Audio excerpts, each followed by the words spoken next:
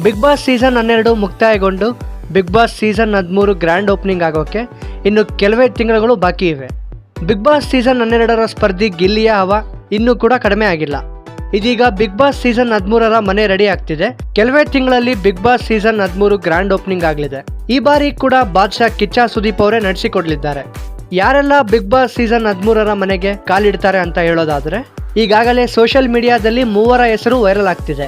ಅದರಲ್ಲಿ ಮೊದಲೇದಾಗಿ ಸೋಷಿಯಲ್ ಮೀಡಿಯಾದಲ್ಲಿ ಅತಿ ಹೆಚ್ಚು ಕಾಂಟ್ರವರ್ಸಿ ಆಗಿದ್ದ ವರುಣ್ ಆರಾಧ್ಯರವರು ಬಿಗ್ ಬಾಸ್ ಸೀಸನ್ 13ರ ಮನೆಗೆ ಬರ್ತಾರೆ ಅಂತ ಹೇಳಲಾಗ್ತಿದೆ.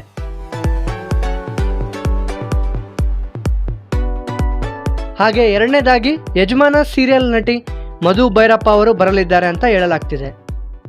ಹಾಗೆ ಮೂರನೇದಾಗಿ ಗಿಚ್ಚಿ ಗಿಲಿಗಿಲಿ ಶೋ ಹಾಗೆ ಇನ್ನಿತರ ರಿಯಾಲಿಟಿ ಶೋನಲ್ಲಿ ಫೇಮಸ್ ಆಗಿರುವ ರಾಘವೇಂದ್ರ ಅವರು ಬರಲಿದ್ದಾರೆ ಅಂತ ಹೇಳಲಾಗ್ತಿದೆ.